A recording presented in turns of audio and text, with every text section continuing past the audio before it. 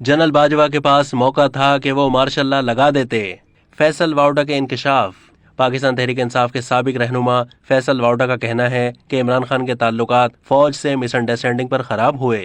बाजवा साहब को अल्लाह ताला ने पहाड़ जितना दिल दिया है कि ट्रोल्स के जरिए जो कुछ उनके साथ किया गया, उनकी पगड़ी उछाली गई, मगर उन्होंने बर्दाश्त किया। उनके पास बहुत ज़बरदस्त मौका था कि वो मार्शल लॉ लगा देते या एक्सटेंशन ले लेते, मगर उन्होंने ऐसा नहीं किया। साबिक पीटीआई रहनुमा का कहना है कि मैं काबीना का हिस्सा था, वजीर था, आर्मी चीफ भी वजीर आजम हाउस में आते थे।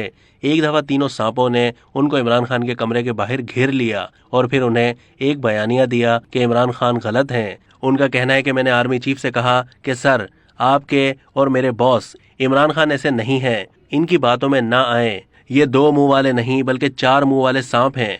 आपने जो बातें सुनी हैं वो आप इमरान खान से डायरेक्ट कीजिएगा, ये मिसअंडरस्टैंडिंग पैदा करवा रहे हैं।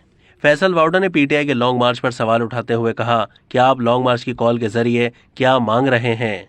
बिलफर्ज आप इलेक्शन मांग रहे हैं और हम मई में इंतखाबात कराने का कह रहे हैं और पीडीएम वाले अक्टूबर में कह रहे हैं, तो उसके दरमियान का ही रास्ता निकलेगा। उन्होंने कहा कि इमरान खान जमाइमा के खावंद थे, वो दुनिया की 15 नंबरों के अंदर रईस खातून हैं। जब उनकी तलाक हुई तो उसूलन आधी जायदाद उनको मिलनी चाहिए थी। इमरान खान ने अगर वो जायदाद नहीं ली और इसमें से एक पैसा नहीं लिया तो इसका मतलब है कि इमरान खान को पैसे से कोई लगाव नहीं है। तोशाखाना की घड़ी के हवाले से फैसल वाउडा ने कहा कि काश ये घड़ी ना आती और ऐसी बहुत सारी घड़ियों से इमरान खान गुजर रहे हैं।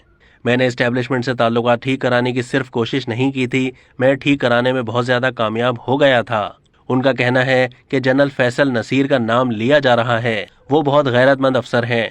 मैंने ही खान साहब को जाकर बताया था कि मैं उन्हें जानता हूँ, वो अच्छी शोहरत के हामिल हैं और पाकिस्तान खुसूसन कराची और बलूचिस्तान में अमन व अमान के लिए उन्होंने बड़ा काम किया है।